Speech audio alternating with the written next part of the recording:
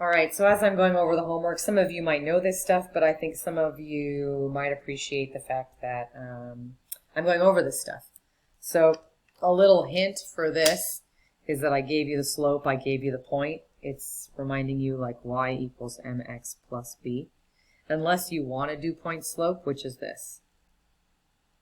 You can Google them both and you'll get way more than you ever want to get. This was on a previous homework. The x-intercepts, let me remind you when we're doing x-intercept, it's something comma 0. That's your x-intercept. And then your y-intercept is 0 comma something. So if you plug in this to y, you get x. If you plug this into x, you can get y. And once you get that equation, you can do it. Okay? This one, I would do birthday cake. So birthday cake, birthday cake. This one's simplifying. And if you already know it, then just ignore me. Okay? When you have a square and you square root it, sorry, you didn't see that? They cancel each other. They're inverses of each other. Okay? This, distribute, distribute. And some of you go, well, how do I know if I'm right? You can click homework help. And whatever answer you get, put it into decimals, put this into decimals, and if they're the exact same decimal, you did it correctly. Okay? The only way you might have done it wrong is I think that rad 12, you can birthday cake. Okay?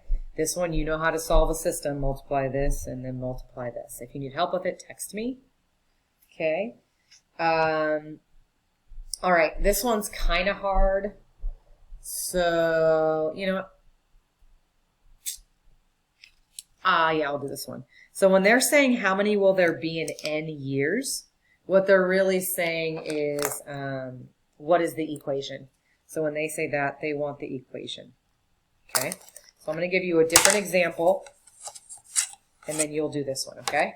So if I say I weigh 200 pounds, okay, and then every week I gain 3% muscle, okay? What would be an equation to represent my situation? Okay, it's exponential, all right?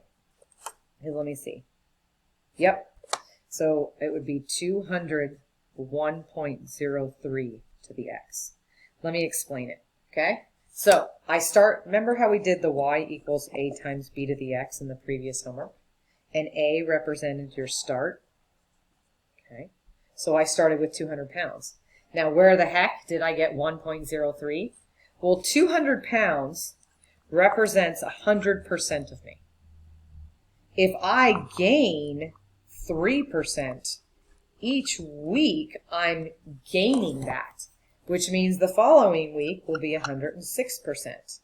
But it would be another 3% of this. So 103, when I change anything to a decimal, I always move it 2 times, and that would be 1.03. Now I want to point out, what if I lose 3% because I feel like I'm too big and I want to lose some fat? Fine, I want to lose muscle. Who cares if it's fat? Who cares if it's muscle? It's whatever makes you happy as long as you're healthy for yourself, okay? If I lose 3, then that means if that represents 100% of me, the next week, I'm not going to be 100% of me. I'm going to be minus 3%, which means I'll be 97%, or 0.97. So this would be 0.97.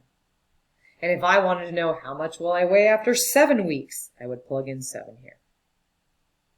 If I want to know if I started at 200 pounds, how much was I 5 weeks ago? That's -5. Because it's before. That should help you with this one, ago and now. Okay.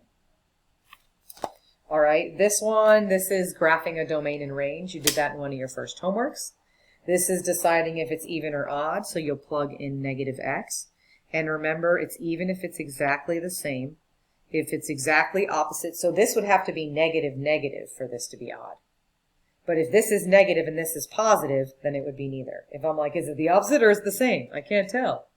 Then it would be neither. Okay? This one, graph it without making a table. So remember, x-intercepts, you would plug in 0 for y. To get the y-intercept, you plug in 0 for x. To get the vertex, you have to put it in vertex form. Or you can find out what's in the middle. Just to remind you, there's a lot you guys have learned. So there's a lot that I'm, quote, reminding you of. If I have a graph, and there's my x-intercepts, and this is at 1, and this is at 7, I could figure out the x value of my vertex, figure out what's halfway between 1 and 7. So I could go 1, 2, 3, 4, 5, 6, 7. So I know the x value of my vertex is 4. And if my equation was x squared minus 3x plus 7, I could then take 4 and plug it in. Another thing I can do is if I don't want to use my intercepts, let me give an example. I could set it equal to 0. And I could solve by completing the square. Remember that? Take half of that. That's why I'm reminding you of all this stuff. This is a lot. Plus 4 plus 4. And if this is overwhelming to you, you need to communicate it with me, okay? I'm assuming that all of this is review. I wasn't your teacher last year. I don't know how much you learned. I don't know how much you didn't. And there's actually a couple of you I actually was your teacher last year. I recommended you for honors because you did so well. But I don't remember what you learned and what you didn't, what you remember and what you don't. I'm not judging you. I want you to do well in this class. So it's 2 plus 2, 2 minus 2. So 4, oh, gosh, I just found the intercepts. I got so distracted. If I wanted it in the vertex, it would be this. Sorry about that. The vertex is 2, negative 4. What I was finding was the intercepts, which would have answered that question in the beginning. Okay? Or I could have just factored it. These are all about everything exponents. I encourage you to use a homework help. Remember, when you're dealing with fractions, what you want to do is change that base. Remember, when you're dealing with negatives, if it's on the top, you move it to the bottom. If it's on the bottom, you move it to the top. Okay? And that's it. It's a lot, I know.